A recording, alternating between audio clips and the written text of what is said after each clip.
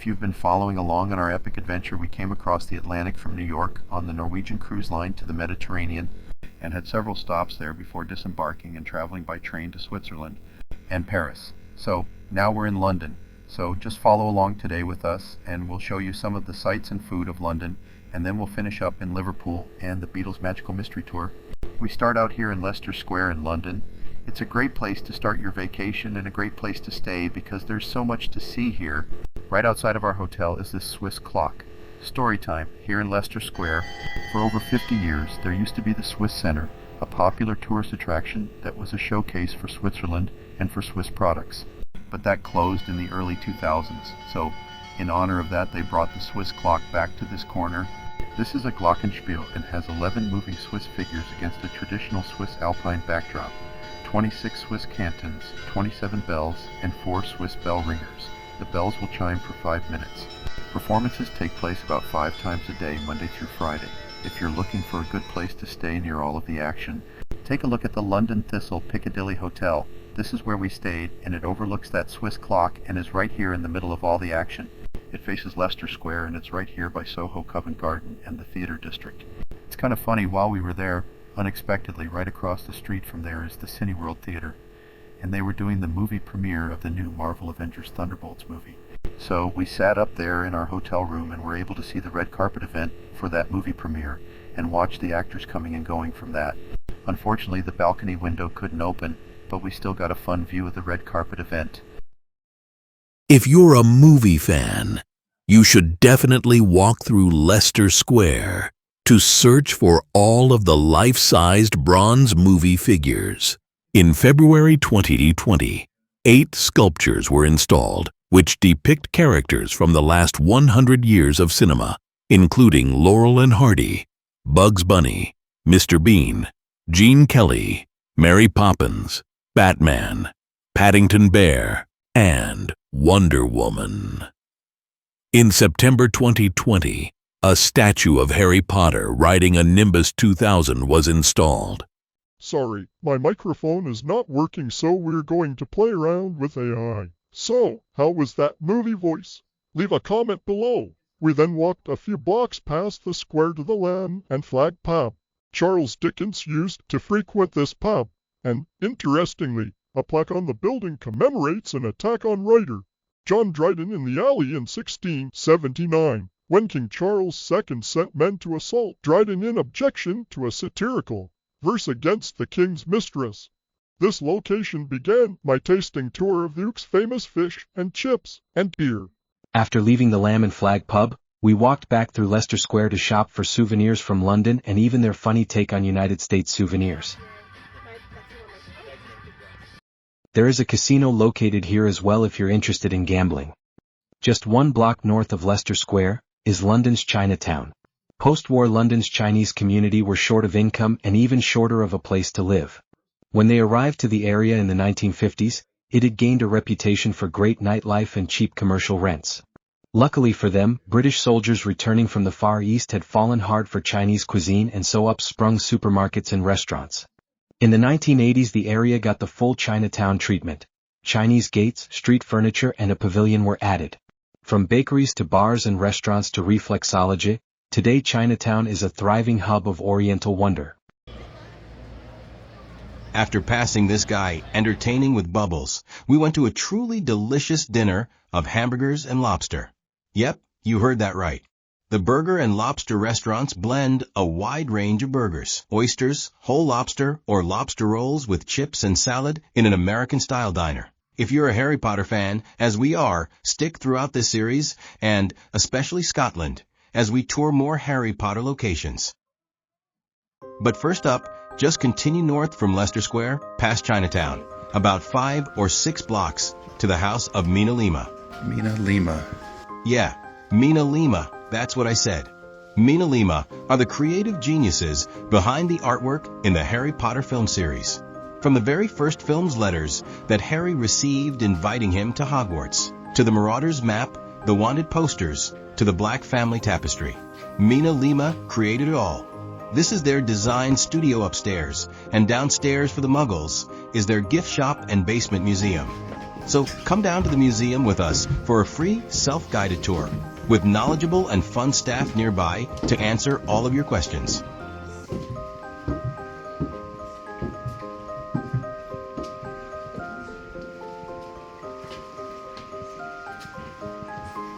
You can see here some of the props used in Harry Potter, as well as the Fantastic Beasts film series.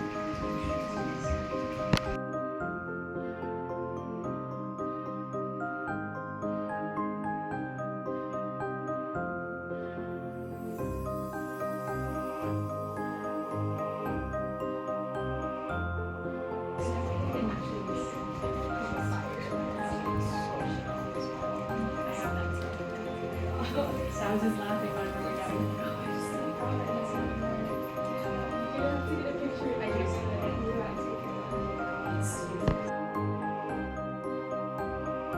And it was the same with all the other newspapers as well. It was just a different ratio to wear.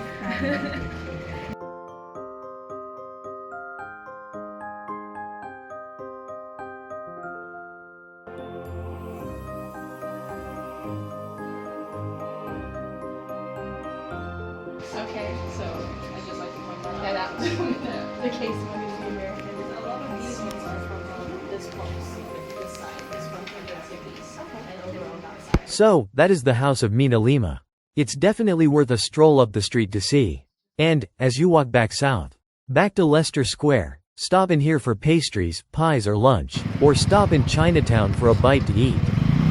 We are now back to our hotel by the Swiss clock, and for breakfast, there is a nearby McDonald's. I went here every morning, because they had some different options than in the United States. Now remember, this is the building where the Swiss Center once stood. Now there is a Lego store and an M&M candy store. But let's check out this TWGT store.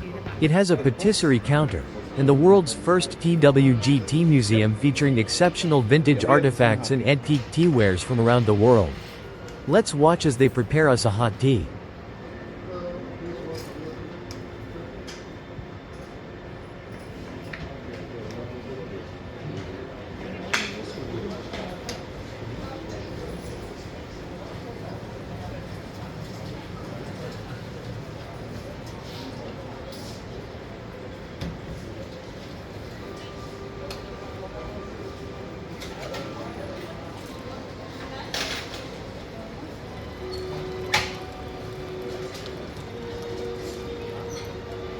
Another great thing about staying in Leicester Square is its close proximity to the London Underground subway system. Also, take advantage of London's free art and science museums and walk around its historical architecture just south of Leicester Square in Trafalgar Plaza. And everyone that comes to London wants to see Buckingham Palace, which is just a short walk to the southwest. I found this guy on YouTube show a great way to see everything. But in hindsight, it's probably best to just pick one or the other, because his plan had a lot of fast walking. But we did get to see a lot. We started out here, at Clarence House. Clarence House serves as the London residence of King Charles III and Queen Camilla. It has been Charles's residence since 2003. From 1953 until 2002, it was home to Queen Elizabeth, the Queen Mother. This is where the incoming guards assemble before marching to Buckingham Palace to relieve the old guards. King Charles III uses these highly trained Gurkha soldiers as his guards. Gurkha soldiers are Nepalese warriors known for their bravery and fighting prowess, who have served in the British Army and other forces for over 200 years. They are famous for using a curved knife called a kukri and are recruited from specific tribes in Nepal's mountains. Gurkhas have a long history of service, fighting alongside the British in major conflicts, and also serving in other national armies like the Indian and Singaporean forces.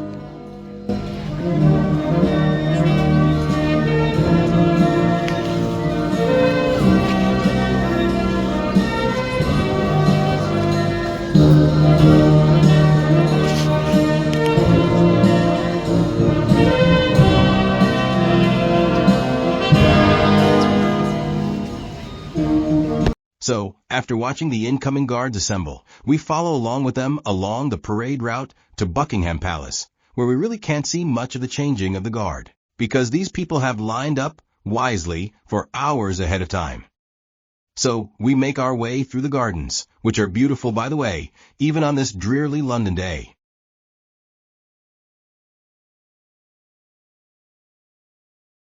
This leads us to Wellington Barracks, which is a military barracks in London that houses the 5-foot Guards regiments.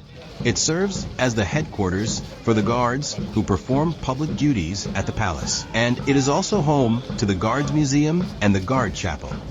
We catch a practice drill for the Royal Guards while waiting for the final part of our changing of the Guards walk.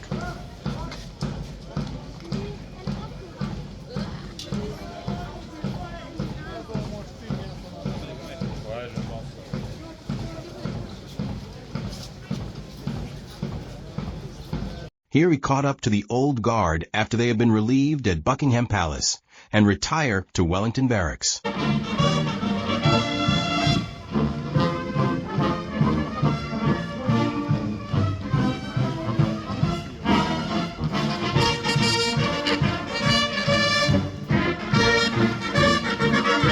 So, after seeing all of that and doing all of that walking, we are ready to sit down for a while.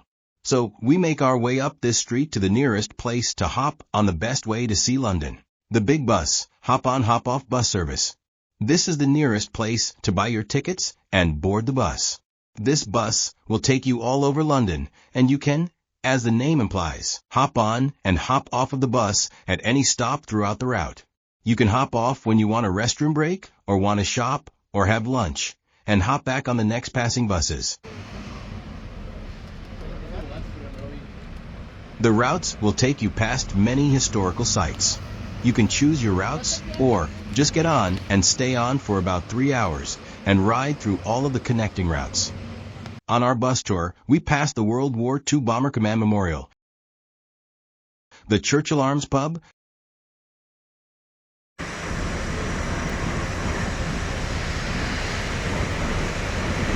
Piccadilly Circus Plaza,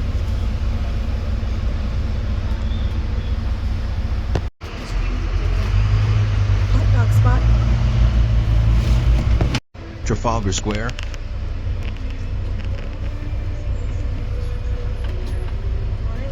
Horse Guards at the barracks for the Royal House Cavalry, Westminster Abbey, Big Ben Clock Tower and the House of Parliament. The London Eye Ferris will. We cross over the River Thames.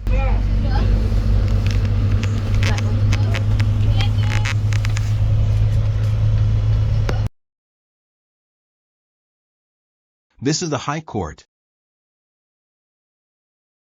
This is St. Paul's Cathedral. This is the Shard, London's tallest building.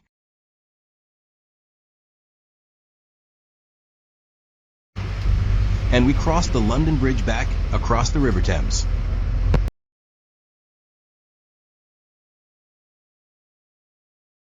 Where we see the Tower of London, which we'll tour shortly. This is where we finally hopped off the bus. We thought about getting off a few other times, but we had kept moving up as people left the bus until we had the best seats, so we didn't want to leave.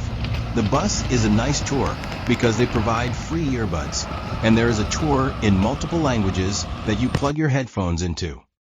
The Tower of London, officially His Majesty's Royal Palace and Fortress of the Tower of London, is a historic citadel and castle on the north bank of the River Thames. The White Tower, which gives the entire castle its name, was built by William the Conqueror in 1078. As a whole, the tower is a complex of several buildings set within 2 concentric rings of defensive walls and a moat. The Tower of London has played a prominent role in English history. It was besieged several times, and controlling it has been important to controlling the country. The tower has served variously as an armory, a treasury, a menagerie, the home of the Royal Mint, a public record office, and the home of the Crown Jewels of England. This is the entrance to see the crown jewels, but photos are not allowed inside. Those Gurkha soldiers guard the crown jewels as well.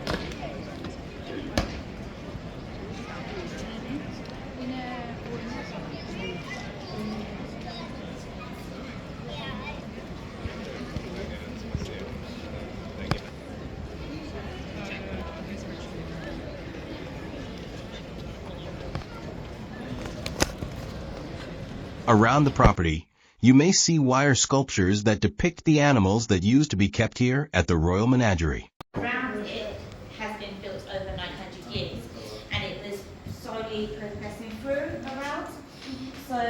For the most part, you are free to wander around the grounds, and there are iPod-like devices that help you navigate and listen to audio tours. The White Tower is the central keep of the Tower of London. It is a significant example of Norman military architecture, and its most famous feature is the collection of armor and weaponry housed inside.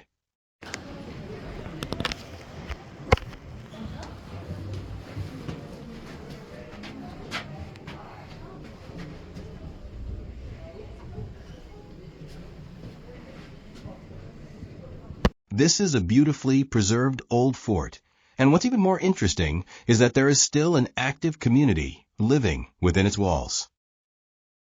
This Royal Armory is one of the most popular of the attractions. If you like old architecture, castles, or old military weaponry and armor, then I highly recommend visiting the Tower of London. These are the Ravens of the Tower of London. There are at least 6 at the tower at all times, as mandated by a legend dating back to King Charles II. The legend states that if the ravens leave, the tower and the crown will fall. After leaving the Tower of London, go across the street to the Trader's Gate pub, a truly quintessential pub in the heart of London. But a tip for tourists: don't try to get a pint around the end of the business day, as all local pubs are standing room only, being flooded with men and women in business suits, ending their workday in a proper British fashion. From there, it's another short couple blocks to another famous Harry Potter site. This is Leadenhall Market. In the Muggle world, it is a 14th century covered market that now contains bars and restaurants. In the magical world, it is where Harry and Hagrid entered Diagon Alley in the first movie. And this is the storefront that was used for the Leaky Cauldron pub that hides the entrance to Diagon Alley. I don't know, I thought it was recording. Now I'm recording. All right, so update time. I just said all this and then I apparently forgot to hit record. Update time, we're here in London at the Euston station. We had tickets, really had tickets this time, but got here to the Euston station. Euston, E-U-S-T-O-N, not Houston, like H-O, not Texas. Got here to the Euston station, and my wife looked at the board and says, looky there, our train had got canceled due to some technical problem with the train. So we ran over to the ticket office. She said, there's another one leaving like right now. If you want to go try and make it to that and just get in an unreserved seat. We went down there. We couldn't find one where we'd sit together. And being that close to takeoff departure time, we wouldn't have, there was no place for our luggage. So we're waiting for the one that's basically an hour later than that.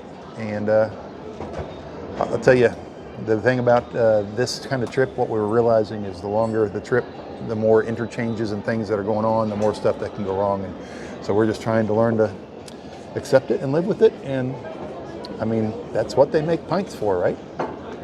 So now we're in Liverpool, the home of the Beatles. We're going to go to the Beatles Story Museum and then take the magical mystery tour bus. And lastly, we will go to the Cavern Club, the famous location of the Beatles' early performances. So, we start here at the Beatles Story Museum. It is a very well done exhibit where they tastefully recreate the original entrance and alley to the Cavern Club where the young Beatles got their start playing in Liverpool. You then progress through the sounds and life of the Beatles, ending with a niche tribute to each of the artists' solo careers. If you are a Beatles fan, it is a must-see. Then, about a block away, down by the waterfront, we loaded a bus for the Magical Mystery Tour. The bus was clean and well climate-controlled and plays Beatles music, while a very entertaining tour guide takes you to all of the local Beatles sites. We saw Ringo's neighborhood and the building that was the cover for his first solo album, Sentimental Journey. We then drove by George's childhood home, Paul's childhood home, and, of course, John's home, where he lived with his aunt after his mother was tragically killed nearly in front of the house. Then we went to Penny Lane and Strawberry Fields. Again, this is a Mecca experience for a Beatles fan. The bus ride ends downtown at the alley to the Cavern Club. While the original Cavern Club building was demolished in the 1970s after British Rail acquired the site, the cellar was not destroyed and a new, slightly relocated Cavern Club was opened in its place in 1973. The current club was built using many of the old bricks. And while the entrance is in a different spot, a sign marks the location of the original entrance. Inside, you'll find a crowded, vibrant music club with live music in 2 separate rooms of the club.